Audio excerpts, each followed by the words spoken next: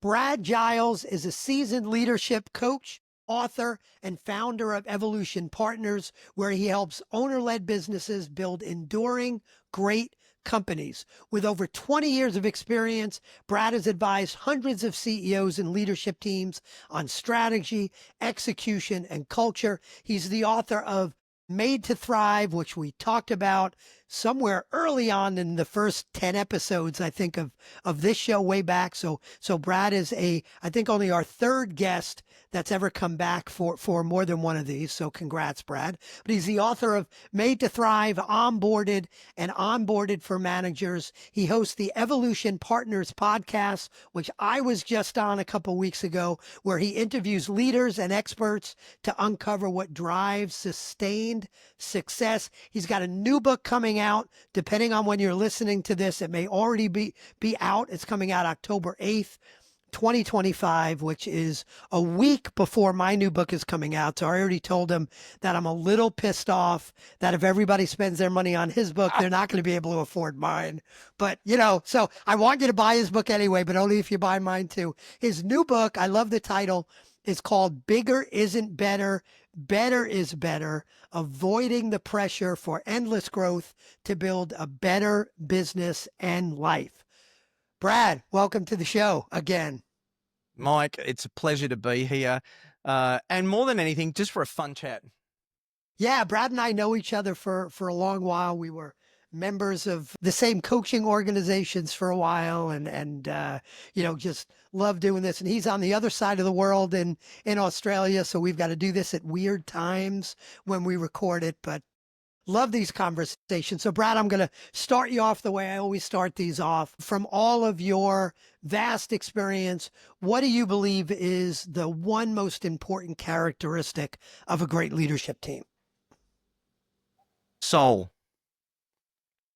So a great leadership team has soul. Now, that is like stepping up from what you might anticipate, I'd say, which is, well, they're A players and they've got high productivity. And Made to Thrive, I spoke about the importance of the ambassador role, the importance of culture, the cultural role that leaders do, and a lot of these types of things. So A players are critical. We know that everyone who speaks about anything in the business space talks about A players and high productivity, and that's good. But in the context of this and this framing and this book that really was written, the ink was typeset with genuine, bona fide blood, sweat, and tears from thousands of interactions that I've had with owner-led companies and entrepreneurs.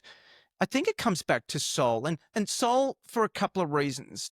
Because soul is a variant of what Bo Burlingham in Small Giants calls mojo. And that's a variant. But when we look at a corporation doesn't have soul. A corporation is different to a company that we may dig into in my lexicon or my definitions. Corporations are larger, they don't have soul, but leadership teams in owner-led companies, what's the sustainable advantage that you can build? It's around having a long-term perspective, a long-term view. That's a strategic and sustainable differentiation that you can get into when it comes to an owner-led company, but then you overlay that with soul. So having a soul is my answer. And how do you define soul? Well, I was heavily influenced again by Bo Burlingham, who wrote a great book called Small Giants. And that came about because Bo, who was the editor-in-chief at Inc. magazine, and he's going and seeing all the Steve Jobs of the world and all of these corporations all day, every day. But then there's this groundswell, and all these people are saying to him, so why are you not talking about these other businesses? There's this company in this city that is just amazing. And so Bo coined this phrase called mojo, or utilized the phrase called mojo. And I've kind of adapted it to be soul. So how do I define soul? Well, they care about people in the totality of their lives. So you look at Southwest Airlines. Right now, I put it to you that Southwest Airlines is an owner-led company, or at least it was until the recent passing of Herb Kelleher. Southwest Airlines, if you're talking to anybody really who's doing a presentation on stage, somewhere Southwest is going to pop up. Southwest have mojo. They have soul. They care for people in the totality of their lives. Their stock ticker is LOVE, LUV.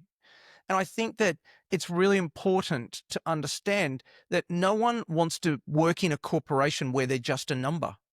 Like the managers don't, the workers don't. Like everyone hates it, but it's the system that is designed to protect itself, which is a corporation. The shareholders don't know the board, and the board don't really know,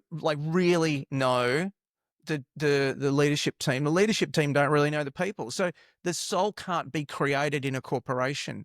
And that's the advantage that we've got in owner-led companies, is to build soul. Let's get to the you know the main idea of the book. It's right in the title. You say just because a company is bigger doesn't mean that it's better. Just unpack that main idea a little bit for us. Well, it's a phrase that you might have heard before, bigger isn't better, and you may have heard it in various arenas. But in my own lived experience, so I've started 6 companies over my career, as well as the small coaching firm that I've got here in Australia. For many entrepreneurs, they understand, they grow up, they learn from what works in corporations. So you go and you buy a book. Now, why was that book created? It was created by someone who used to work in a corporation, who probably has some excellent and very good ideas. This is not 100% of the time, I'll point out. But the reason they write that book is because they want to get a speaking gig, going and speaking across the world to talk to corporations, right? And that's awesome. But in owner-led companies, and again, I put to you that I still think that someone like Southwest is owner-led at that size. Now, I still think that it is inherent in a company that they're able to find this differentiation. I think that when we have the mindset, and really the book is about mindset and it's about compounding. Okay. So when we have the mindset that, look, if I get to $100 million, my neighbors will like me. My parents will respect me. The people who I don't even care about, they'll like me, and but this is your ego. So if we can understand that, as Ryan Halliday put it, ego is the enemy. If we can think about in the context of the way that we set goals, we can look for a business that compounds rather than simply sets vacuous revenue goals. So if I get to 100 million, how good am I going to be? But the problem is, so many times, Mike, I've worked with leaders who get to 100 million and they're like, what now? Or they're like, well, my wife hates me. My kids don't really know who I am. I'm sick as a dog. Like the doctor keeps telling me all these things that I'm not going to do. So people are not necessarily building the life that they really want. And that was the real struggle, right? Was the 7th chapter is about building a better life by design. So once you compound the business, once you get a better team, you get better customers, a better offering, and better financials, it enables you the ability to have a better life by design. Is it this pressure to grow bigger? And as you said, bigger isn't always better. Sometimes bigger is just more complex and more stressful and more overwhelming and maybe less cash, maybe less freedom. So there's a whole lot of reasons why bigger may not be better. Is it, why do leaders, including myself and growing my coaching business, I'm not separating myself from that. Why is it that leaders and business owners put so much pressure on them to grow bigger? Is it all about ego, or is there something else going on? Ego is a part of it, okay? But there's a few different things that are happening, right? Now, I want to point out and really reiterate that concept of compounding again. So we might get you to 100 million if we compound, but let's not make 100 million in revenue the primary purpose of your life, where everything else gets sacrificed and you live a life of misery and sickness. Like that is the point, right? So let's build a better business. So coming back to your point, bigger is revered in society. Okay. So in society, the biggest mountain, the biggest company, you open up the business news, any of the business media, and they're talking all the time about corporations, and they're always talking about there was this deal that was done, and that means that 60 million is going to go here, or this is going to happen, or whatever. The point of it is that bigger is revered in society, the fastest, the best, and all that. And that's all good and well, and it's driven every human achievement, but that might not be ideal for your owner-led company. A better business might be better. Second is your DNA and what's driving you inside. And within your DNA, and I've done my own DNA mapping, and I've interviewed DNA scientists on my own podcast to understand entrepreneurs or owner-led companies in this context. Sometimes they're cut a little bit different. They have different propensities and different kind of things. So some people statistically are just more likely to take risks and more likely to be entrepreneurs. And then thirdly is the psychology. And so in the book, I talk about the third aspect of driving bigger. And that is some people, maybe when you were a kid, your teacher said, Mike, you're never going to amount to much. And that just sat with you, and it just grinded and grinded and grinded away in the background. And so you're like, stuff that teacher, I'm going to amount to a lot, or whatever it is. And so these are the different needs that are described in psychology. So there are all of these things that are making us head toward bigger personally in our DNA, our psychology as a society. And again, it's not that we want to curb our ambition by any means, but we want to focus our energy on building a better business rather than primarily a bigger one. So it's avoiding the endless pursuit of more. It's avoiding growth for the sake of growth. So how do you define a better business? If it's not about growth for growth's sake, it's about being better. And the logic could go, if I focus on being better, a side benefit of that might be I get bigger and more profitable. But how do you define better? Yeah, so it's partly about what the business doesn't do. And it's partly about the owner, because this book is for one thing, it's for owner-led companies, right? Why was Apple so successful for so long? Part of my postulation is that Steve Jobs had an owner mindset. Steve Jobs drove that company like he owned it, rather than being a paid CEO who jumped in, always thinking maybe another deal is around the corner. So a better business must inspire its people. It's got to inspire its employees. It's got to inspire its leaders. It's got to inspire even its customers and the people who are around, its competition, perhaps. A better business has got to earn loyalty. Okay, so it's not a better business if customers transact once in, once out. Now, there are all sorts of different businesses, right? So you might say, but we've got a real estate business and our customers buy and sell their house once in their lifetime. It's a little bit more than that, right? But there's a component of loyalty, and it's got to focus a better business on what it can be the best at. We know that Jim Collins, in his hedgehog concept, talked about core purpose, the profit per X, and what you can be the best at. So why are we doing things as a business that we can't authentically, genuinely be the best at? Let's just stop doing that and focus on where we can be the best at.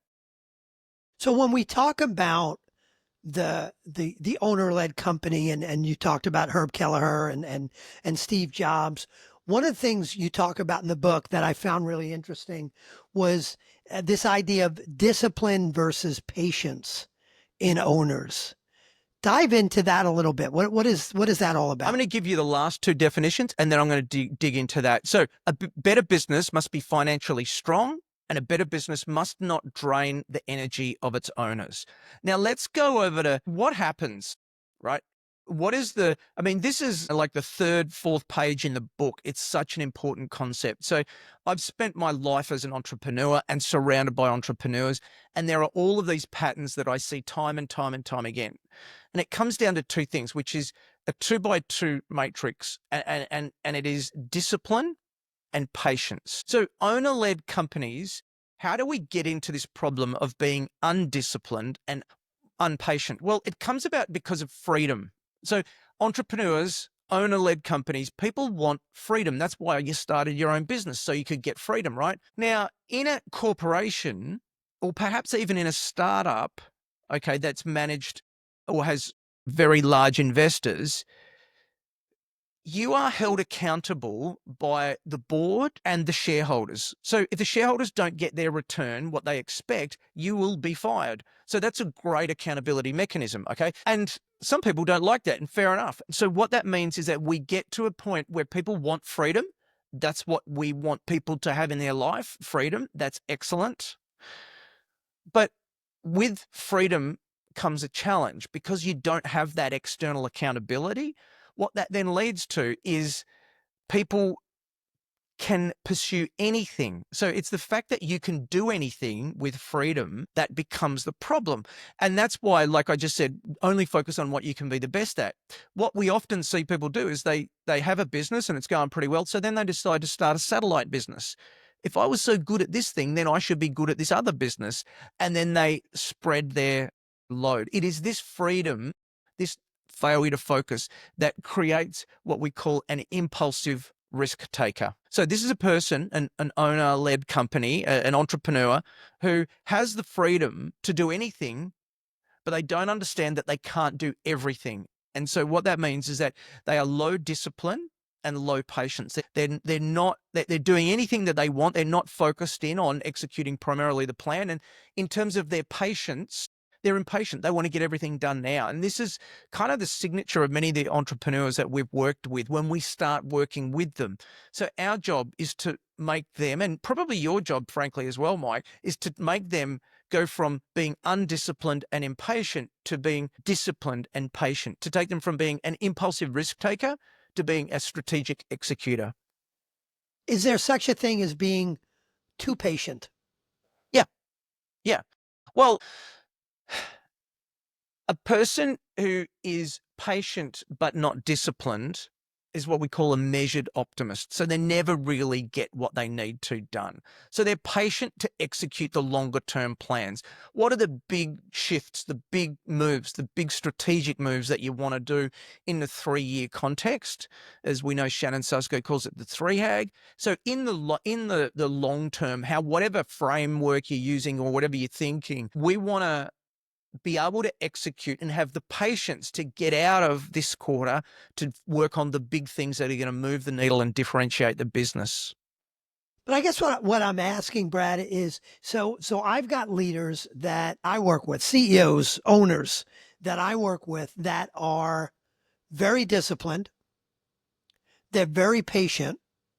When I say can someone be too patient, is they are very patient with the team around them that may not be as disciplined, that may not be doing what they've committed to do, but this leader is very patient. And sometimes those challenges go on for months and quarters and even years. So help me out when we talk about patience. Is there such a thing as being too patient, or am I just defining patience in a different way? So in my world, I'll refer you back to Made to Thrive, the first book that I wrote, which is about the accountability role. So this book, Bigger Isn't Better, is about the mindset and primarily and understanding these 4 flywheels that you can move and avoiding the 5 doom loops. Okay.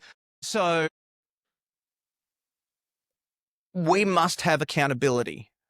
There is no doubt. If people aren't performing, they need to be held accountable. They need to understand that they're not performing primarily, and they need to be coached to perform or exit. I think that is prima facie. That is foundational and absolutely critical.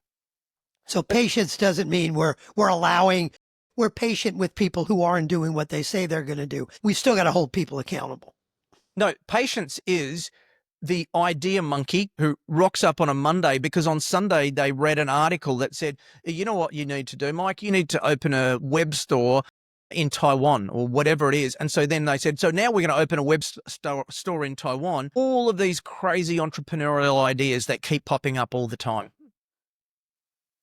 You talked about the flywheels in the book, and this is probably the only book I've seen with more flywheels is Jim Collins' book that's about the flywheel. Yeah. And I love that. And I want to talk about one in particular.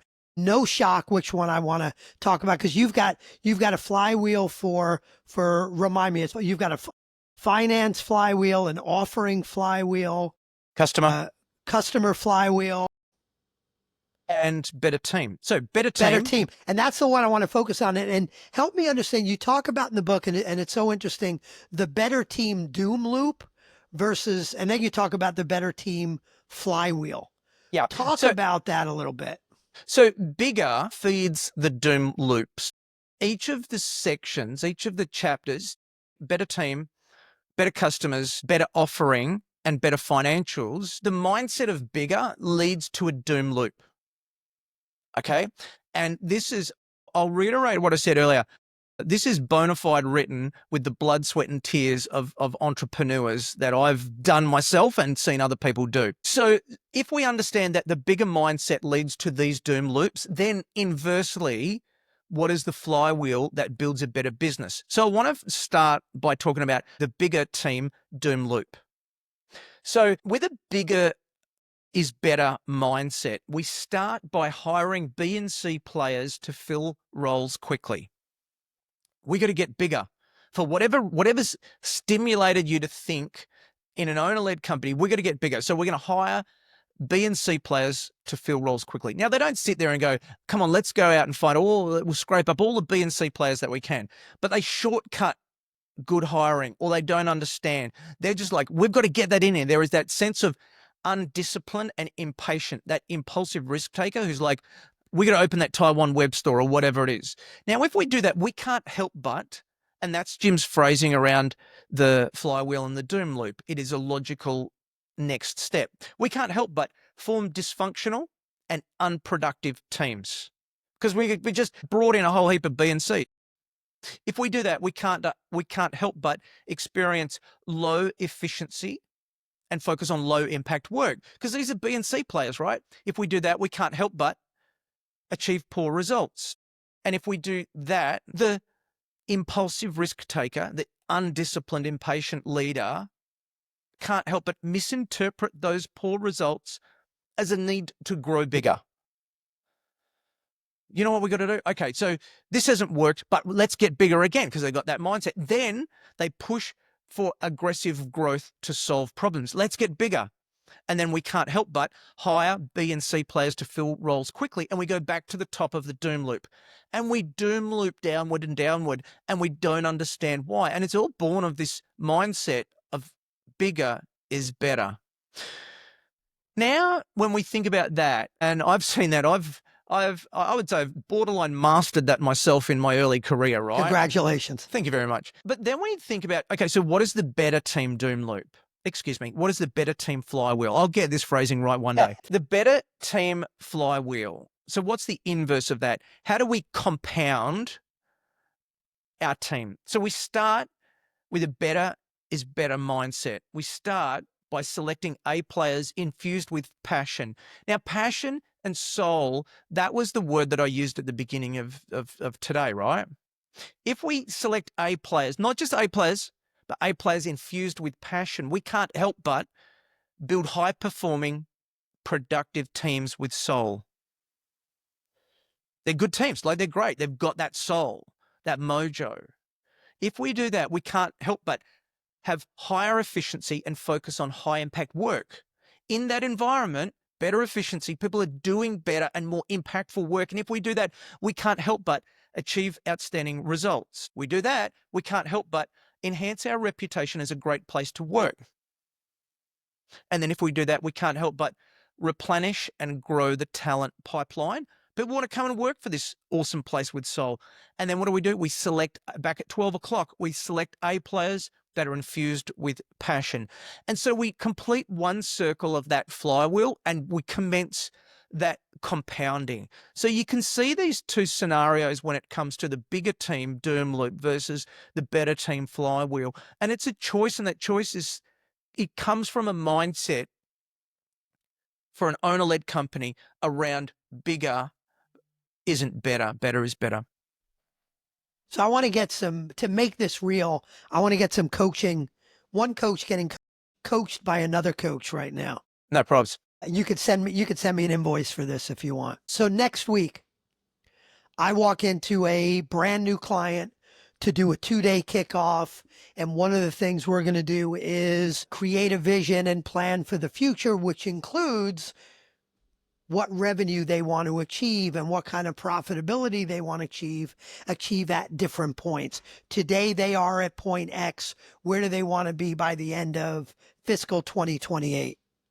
How should I be thinking of that differently? Because as a coach, I would typically go in and, where do you want to be in 3 years? Do you want to double the business? Do you want to grow, 20% per year? Where do you want to be? And we'd say, here's how big we want to grow. And then we'd come up with a bunch of ideas on, okay, if that's how big we want to be, how do we want to get there? Like, does that still work? Or is there something inherent in this new mindset that changes the way we ought to be thinking about planning and strategizing for the future?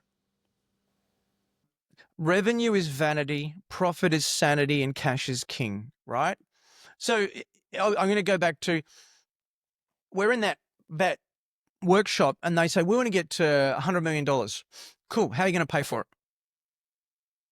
So we don't know. Well, this is the bigger is better mindset. Now, I'd want to know that owner, that entrepreneur, and I'd want to have a bit of an understanding of what their goals are as opposed to the team. I'd want to know that that owner is broke, or they're rich, or they're motivated to build wealth for their family at a generational level, or whatever it is, or they want to exit, whatever it might be. So I want to get a bit of an understanding on that. But we want to really, I come back to one point. We are not in any way saying curb your ambition. What I'm saying is channel your ambition to be better rather than bigger. Because when you channel it to better, compounding occurs, and the result is that you become bigger. That's fine. So so yes, we probably need a revenue target, but that shouldn't be the headline. Okay, it should be, how are we going to build a business where we can maximize the long-term value of our clients? How many clients have we got today? We got 10,000. What's the average customer value? $1,000. So we can kind of calculate that. Now, that's pretty rough. How are we going to maximize the business that we've got? How are we going to focus on what we can be best at, do better than anyone else? And then thinking about that lens of the better offering. So what are the 100 things that we're going to do that no one else is going to do for our offering, so that we can sustain that long-term value for customers? Now, these are secondary questions in our mind, there's no doubt. We certainly need those things, but walking into a room and saying, let's go for $100 million is vacuous, and it's a bubble wrap business plan. There's a layer, it's just air and puff in there. Like, we want to focus on, what do we really want? How do we, this leadership team, how can we make this leadership team so awesome that you guys think to yourselves, I want to devote my creative energies here and I never want to leave. Why? Because we've made it so awesome.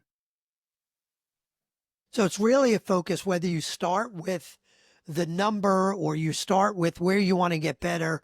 What I hear you say is it's not just about the number, and it's okay to say you want to double in 3 years if that's what you want, but drive that through, what are we doing to build a better team? What are we doing to acquire better customers? What are we doing to create a better offer? What are we doing to have better financials? It's about improving those things. And if that results in growth, that's wonderful, but that needs to drive versus just, let's get bigger. Absolutely. Absolutely. Because if I get to $100 million, my neighbors will think that I'm an impressive person. Who gives a shit? This is the recipe for misery. And what that really outlines is chapter 7, right? Which is a better life by design. Because these two things are interlinked for owner-led companies. And the subsections, or the components within chapter 7, how do you build a better life design? Well, you've got to have better health, better wealth, better happiness. So healthy, wealthy, wise, happy. I know I said those in reverse. And then a great family. So healthy, wealthy, wise, happy, great family. And there's a structure and a component and a way to think around each of those areas, because the business is means to an end. Okay. I have devoted my entire life to building great companies, and I get it. It's important. But when you end up divorced and you lose half your net worth because your balance sheet is divided by two, there is no point in all of the work that was done. And so you've got to understand that business and life are one for entrepreneurs and owner-led companies, and they need to, as a mindset, be all tied together. It's funny, Brad, as you say that, you may have seen me. I looked up and to the right. I'm Yep. looking over my desk is this cork board, and on the upper right is a mind map with my vision. It's a 3-year vision, and it's so aligned with what you just said. Right in the middle, which is kind of the main idea, and this vision ends in 2027. I created it in 2024. It says 2027 vision, freedom, abundance, impact. Yep. And then all of the ideas, what I want to create. And what I want to point out is that word freedom. Yes. Because what that word freedom drives for me as a coach. I'm a coach, and I don't have a whole bunch of other coaches. I'm not administering a firm, but I have plans for growth through some products that I'm creating that I think could scale my business, have impact, add a lot of value. And the reason why I built it that way is because my number one value in life, I turned 60 earlier this year, and a lot of people are thinking of slowing down. I feel like I haven't reached my peak yet, but Yeah. my number one value is what I do in my business. I want to create freedom for me and my family. I want my business to give me choices, the ability to go to New Zealand as I did in January, or Iceland as I just did a few weeks ago, or, help my daughter out, or it's not about money for money's sake, size of a business. It's about the freedom that it gives me and the fact that I love it every day. And it's driven me. I could probably build my business tenfold by hiring a whole bunch of other coaches and administering a firm, but that's going to give me less freedom. So And that's if the we that's the way got I kind of take what you're saying and make it real for me. I think it aligns very closely.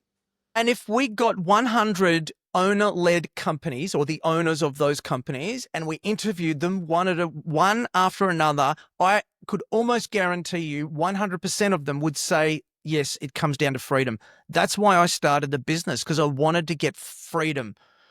Now, they might say financial freedom or time freedom, but if we distilled, like this is why we do the hard work, is for freedom. Now, if we focus on bigger, like, why do people end up, and that's the key question in the book. Why do so many entrepreneurs, why do so many owner-led companies end up with the opposite of what they set out to? Like, entrepreneurship doesn't do what it says on the sticker of the tin. So why? Because of these three forces I spoke about before: our DNA, a society that is focused on bigger, and our psychology are pushing us to be bigger, bigger, bigger. Now, it doesn't mean that we won't grow, but what it means is that we must put that freedom back at the center. Yeah, I love that. And I remember when I started my first business, which was not coaching, it was a staffing business. And man, that was a horrible business for me over 3 years. I always said I started the business because I wanted more time, more money, and more freedom. Freedom. And a year in, I had less time, less money, and less freedom. So if we're so clever, right? If we're so clever as coaches and entrepreneurs, we should be able to figure out, how can you have those things, okay, and retain that freedom? How can you compound a better team in that staffing business? How can you compound better customers? How can you compound a better offering where you're doing the 100 things that others won't? How can you compound better financials? And then And then how can you compound a better life by design? If we're so clever, we should be able to figure out that. And that's the mindset that I'm trying to advocate. Love it. Love it. In starting to wrap up, Brad, tell me a little bit about your business and the way you help clients around this concept. And I know many others as well, but tell us a little bit about your business. Who do you help? How do you help them? Yeah. So I've got a very small business. My objective is a coaching center of excellence. And so there's 3 coaches that in our team at the moment. If we stay at 3 for the next 10 years, I'm totally fine. If we get to 10, I'm totally fine. But I'm aiming on better, not bigger. Who would have thought that I would say that, right? But, really, we're just endeavoring to be, we've got clients from all over Australia and New Zealand. And really, we are just focused on getting better and better and better in this context of a coaching center of excellence to do the best possible work that we can. And really to be the hidden success formula for some of our region's most successful companies that no one really knows about, to be honest. And so we do only one thing, which is strategic planning and coaching with owner-led companies. Beautiful. And where should, if people want to find out more about you and your team and your coaching, where should they go? Yep. So first and foremost, evolutionpartners.com.au. As mentioned before, I've got a few other books, which is Made to Thrive, about the 5 roles of a CEO, Onboarded, which is about onboarding new hires to make them a successful fit, and then Onboarded for Managers, a different type of book for that. And then the podcast, again, The Evolution Partners is the name of the podcast. And Where I have great guests like Mike on. I was going to say, when you listen to that podcast, find my episode first, and then it's only uphill from there. Hey, Brad, this was great. I always say, if you want a great company, you need a great leadership team. Brad, thanks for helping us get there today. Mike, thank you so much. It's been an awesome conversation.